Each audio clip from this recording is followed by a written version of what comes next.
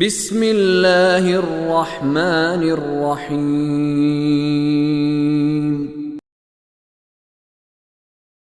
اللہ الذي سخر لكم البحر لتجري الفلك فيه بأمره ولتبتغوا من فضله ولعلكم تشكرون وسخر لكم ما في السماوات وما في الأرض جميعا منه ان فی ذلک لآیات لقوم یتفکرون۔ یہ دو آیات، آیت نمبر 12 اور 13، یہ عبرتناک ہے، جو جس حد تک میری توفیق ہے میں آپ کی خدمت میں عرض کرتا ہوں، توجہ فرمائیے گا۔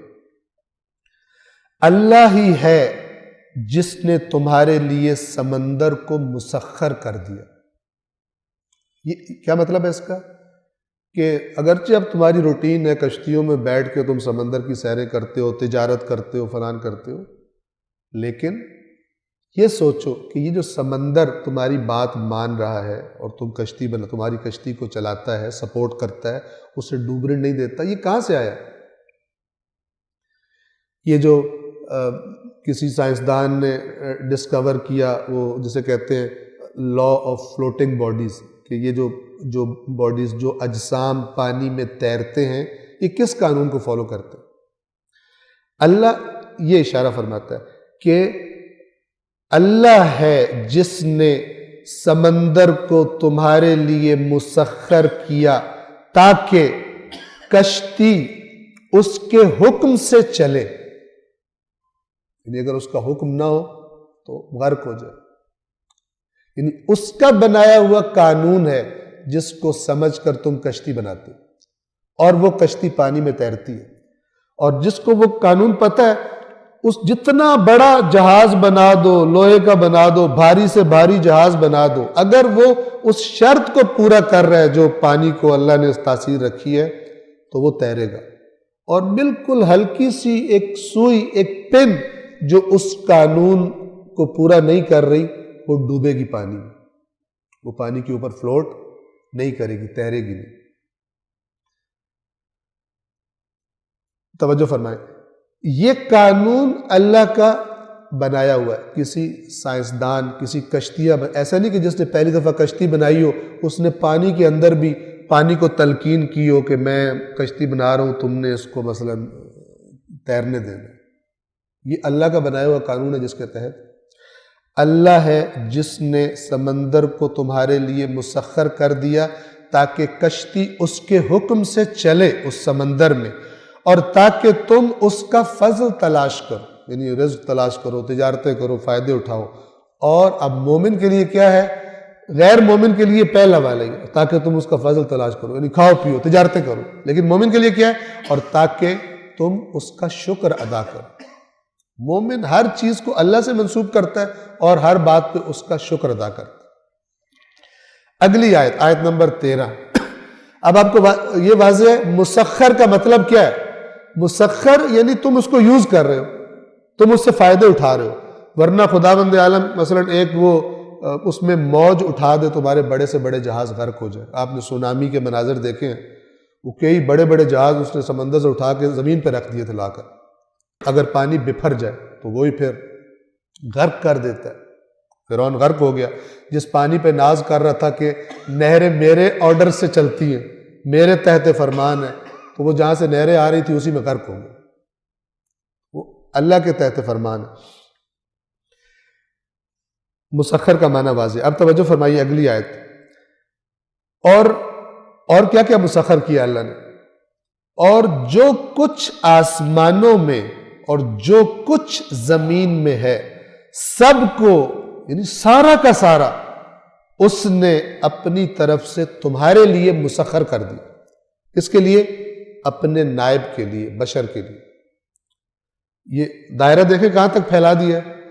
ایک ایگزامپل دیا پہلے، فار ایگزامپل کشتی، سمندر کو مسخر کیا، تو تم سمندر میں سفر کر رہے ہو، کمائی کر رہے ہو، سب کچھ کر رہے ہو، لیکن اللہ کہہ رہا ہے یہ ایک ایگزامپل ہے، میں تمہیں بتا رہا ہوں جس نے یہ مسخر کیا تمہارے لیے، اس نے جو کچھ آسمانوں میں ہے، جو کچھ زمین میں ہے، وہ تمہارے لیے سارا کا سارا مسخر کر دیا ہے، ان فی ذلک لآیات لقوم یتفکرون، یقیناً اس میں فکر کرنے والی قوم کے لیے نشانی ہے۔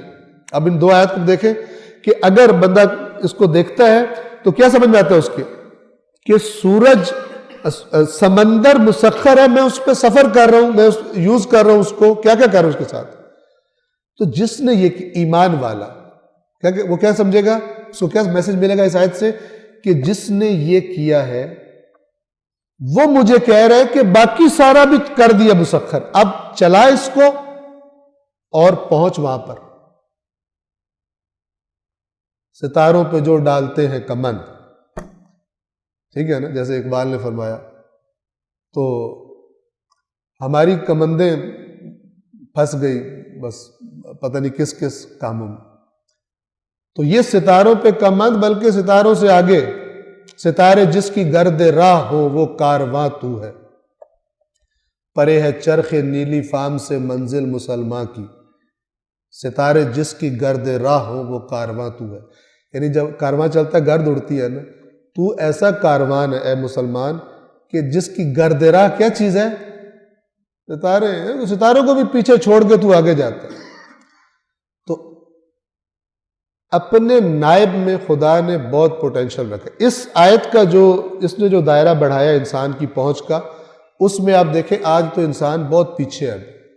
ابھی تو یہ پڑوسی جو ہے مارس مریخ، اس پہ جانے کے لیے پتہ نہیں کتنے پاپڑ بیلے جا رہے ہیں، اور 6 مہینے میرے خیال لگتے ہیں ابھی جانے میں، یا کیا ہوتا ہے، اور ریسرچ ہو رہی ہے۔ ابھی کچھ دن پہلے ایک اس نے لینڈ کیا تھا کہ ابھی وہ اس کی سرفیس کو اچھی طرح کھود سکتا ہے، اس میں زیادہ اچھے آلات لگے ہوئے ہیں، اور پتہ کرے گا کیا ہے، نہیں پانی ہے نہیں ہے فلان ہے، وہاں زندگی کے کیا امکانات ہیں۔